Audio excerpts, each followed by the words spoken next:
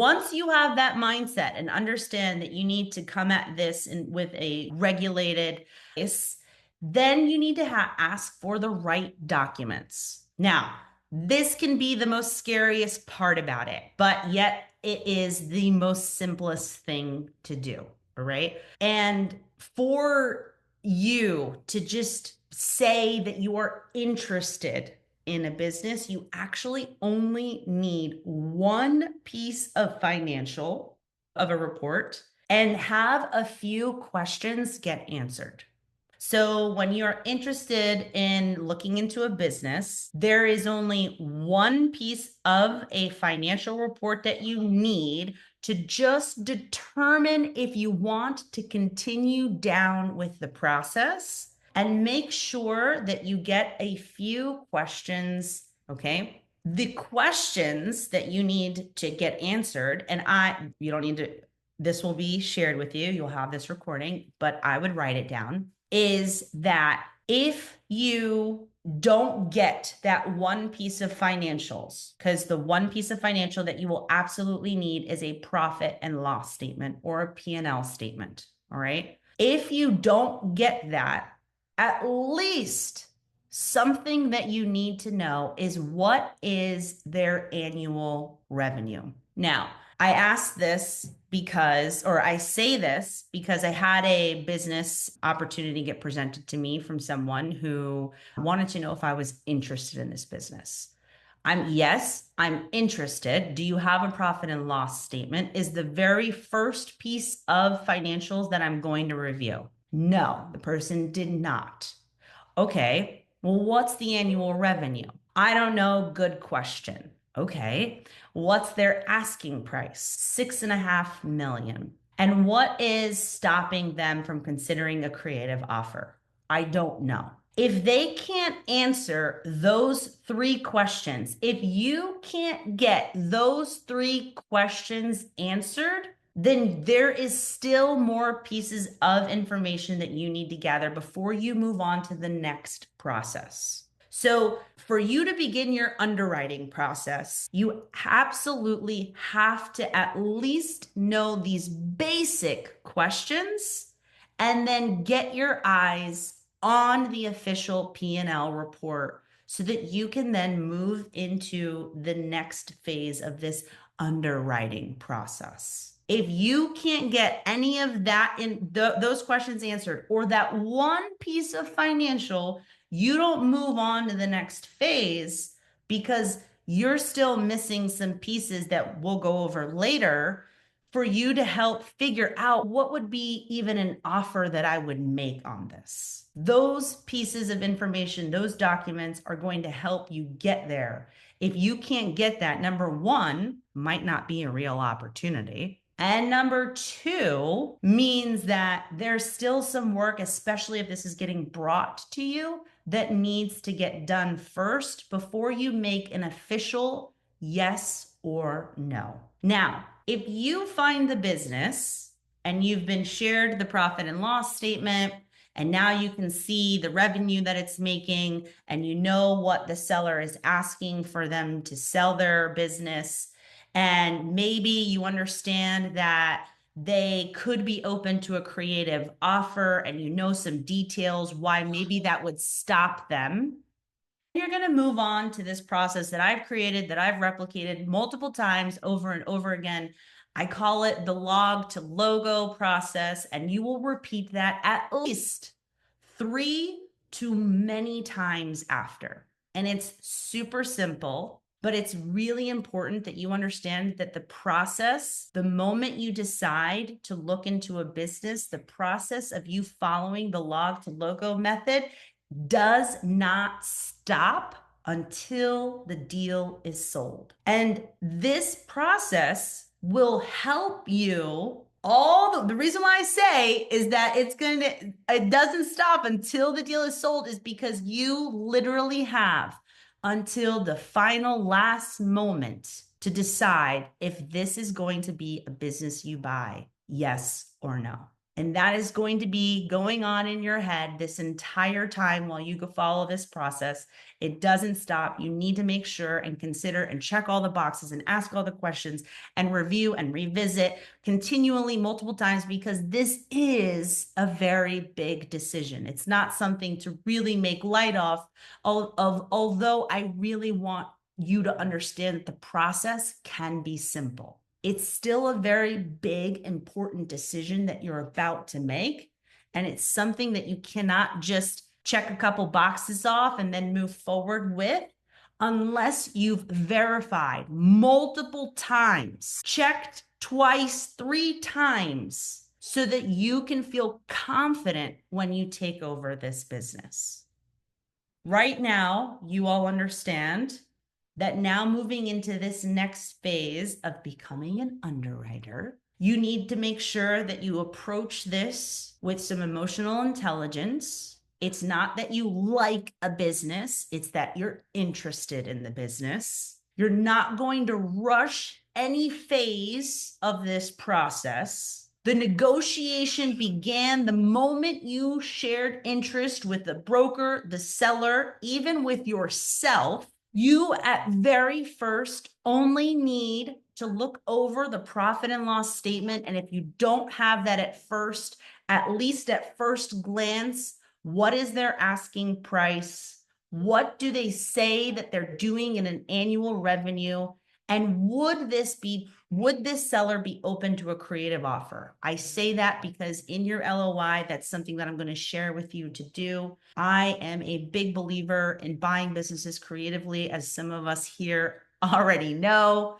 And then once you have at least that basic information, you will then move on to the next process that I'll break down and share with you that you will do over and over again. Okay. So our next process after this is that you must start with the right documents. You can get from a interested to a yes. Once you get to a yes, before you make a letter of intent, you need to at least have some of these documents. Okay.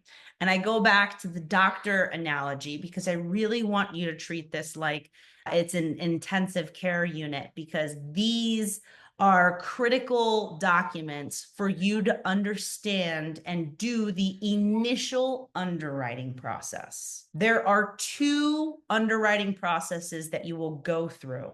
You will go through the initial, and then you will dive deeper into the underwriting process once you've gathered now even more information after you've decided if you are interested in buying this business. So that gentleman that I told you that brought me this business, or this business opportunity, he first needs to even get me those basic questions first before I even take it to, okay, yes, I'm going to send a letter of intent. And if I get that basic information and I move into my letter of intent phase, this is part of my initial underwriting. Okay, I understand his asking price. Yes, I looked at his P&L. All right, he may or may not be open to creative financing. Great, no problem.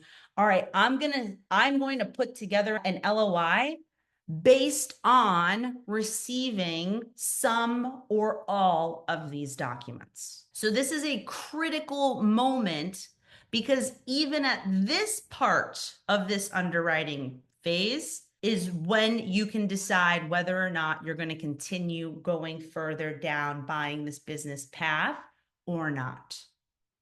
The 4 right documents you absolutely need for your initial underwriting is the profit and loss statement. That's always going to be number 1. It's always going to be number 1 because it's going to show you your revenue.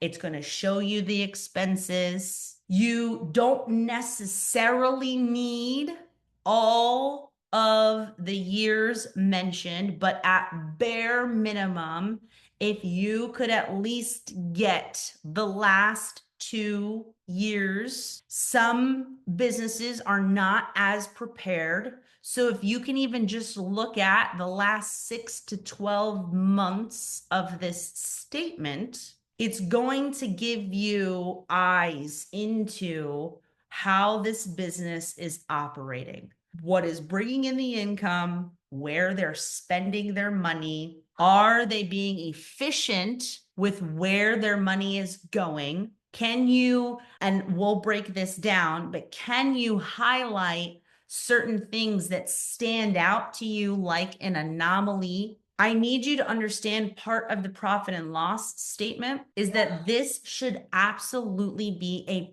proper financial statement. I am not talking something in Excel that gets sent over. I'm not talking any of the marketing material. They can share this with you, but understand that there still will be a deeper underwriting process that will absolutely require them to share these official statements. The other document that you will want to review are the tax returns. Why do we want to look at the tax returns?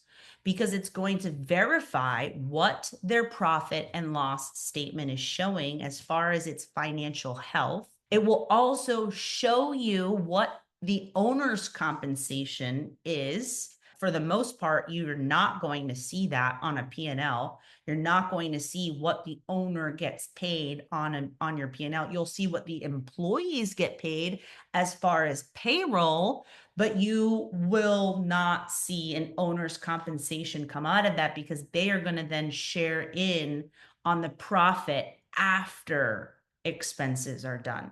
And that is usually done on the tax returns.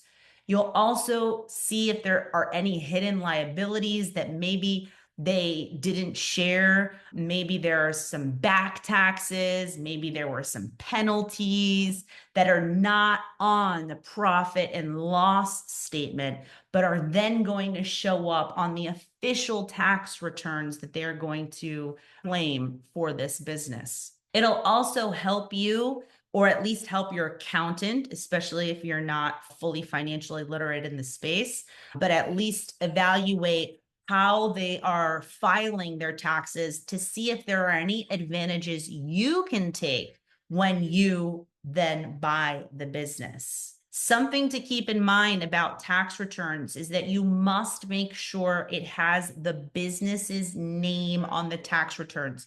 I've been shared documents that have the owner's name, which is their personal tax returns. And you don't need to see their personal tax returns. You need to see the business tax returns. So just keep that in mind when you're asking for these documents, is that you make sure it has the business's name. Another red flag is that if there are no tax returns shared, it could mean that they're not up to date on their taxes. So that could be a liability that you may take on, especially if you're buying the LLC. So if you buy the existing business's LLC, then you are taking on its liability for all the previous years, which is why it's always recommended that when you buy a business, you create a new LLC and then you start from scratch. The problem, though, there is a con to doing that, is that you then now can refresh, not that you can, it happens, is that you refresh the lifespan. So now this business that was been in business for the last 15, 20, 25 years, when you implement a new LLC, does not have that seasoning of that previous business. And that could stop you from getting any new loans on the business. Some loans will want to at least see, they'll definitely want to see at least 2 years tax returns that you will not have when you start a new LLC to buy the business. Another right document to get is either the balance sheet or bank statements. I love just even starting with bank statements first, because it then gives you clear eyes into what's coming into that business and then what's going out of that business. However, the balance sheet is going to identify the assets that the business has and its liabilities.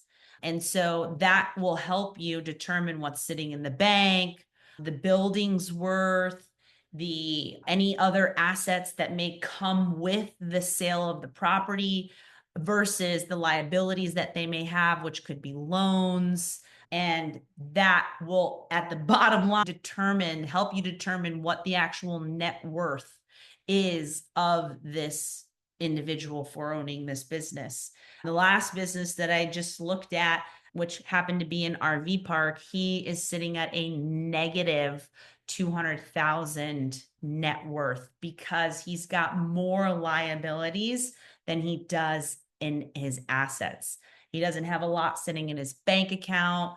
The buildings just don't help bring up the variance between its assets and the liabilities. It will also help you reveal like the capital structure where the money is sitting, and then consider something to also consider as far as when you see assets, if you're going to buy a car with a business, you have to consider the age and condition of that asset, because maybe this is a 20-year-old car with 200,000 miles on it. And although it's an asset, it may end up being a liability in the next year or two when the thing goes kaput.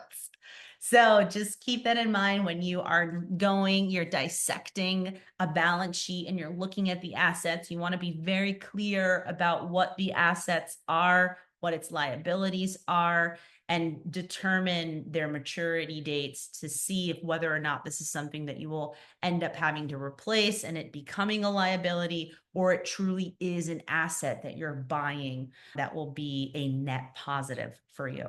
Now, these are the three that you will absolutely need for your initial underwriting process so that you can submit an LOI. The loan statement is going to be in a scenario where you take over an existing mortgage or existing loan that is on a business. There have been, in a lot of cases that I've looked at, is that a lot of businesses actually do have loans on them through SBA. There's I think there was one during COVID. Some people have lines of credit that they've ended up taking out. And that is most of the time, that's the reason why they want to receive a cash buyout, is they want to end up paying off that loan and then just moving on from the business. But there are cases, and one that I just have under LOI, where I would take over its existing loan. And in order for me to do that's something that then also needs to be verified. You're not just going to take somebody's word. You've got a mortgage on it. That sounds great. You want to at least look at the last previous month of the loan statement so that you can verify the monthly payment, because that might not be on the P&Ls. You want to at least indicate what kind of interest rate that they have. Is it something that's fixed? Is it something that's variable and it's going to change? So that's another reason why you want to look at the loan statement. You want to know when its maturity date is. How long do you have with this loan? With the LOI accepted, the maturity date is in 2026. So I only have this loan for 2 years. And that's something to determine whether or not that's going to sit in a pro or a con. Yeah, it's cool that I'm taking over sub 2, but it really doesn't have a lot of length for time for me to be able to stabilize the business and get to a profitable place. I only have 2 years to turn something around that's got a really high outstanding balance. So that's something that you will need to also confirm, is what is the balance? What are you going to be responsible for paying off when this loan is due? And then number 1 is that you will be the one to make the payments on that loan. You're not going to pay the seller and the seller's going to pay the loan. You are going to set up a direct payment with the loan originator so that you can make sure the loan is actually getting paid. And that could be set up with you maybe logging into their portal, or it could be set up with making direct payments from now your bank account. You also need to be a little bit tricky in this space here when taking over an existing mortgage, because there is the due on sale clause, and the same thing can happen in the commercial space as it does a lot of the times in residential. So these are the absolute right documents that you need to have for your initial underwriting process. Remember, there are two underwriting processes that you will go through. The first one is for you to at least get to a fair offer for your LOI. Your letter of intent is going to and may be different for when you finally go hard on that and take it under contract. But your LOI part of it is going to be where you will at least get these first. A lot of these things can be at your discretion. I'm just going to really emphasize the fact why you want to at least get these minimums, because you really want to have at least a good idea of the operations of this business based on these documents. Just keep that in mind. I just remembered something that I thought I wrote, but I guess it went away. There was a phrase that actually was very important to me to share with you, which is Susie Orman. I don't know if you guys are familiar with Susie Orman, but she was a little bit of a TV personality who would share with everyday citizens on financial education. And her quote, she's quoted that you don't need to understand financials. You just need to have the right documents. So that was supposed to be my segue into getting the right documents. I don't know what happened. It was not there anymore. But that's just also the ammo that I want to give you guys so that you understand that these are the documents you need for this like scary process of underwriting. And you don't need to necessarily have some full-on background or be on Wall Street to look into a business and come up with an evaluation. You just need to understand the documents that you need to receive and at least understand some of the basics of what you're looking at. And that I will definitely share with you so that you understand it really isn't as scary as it sounds.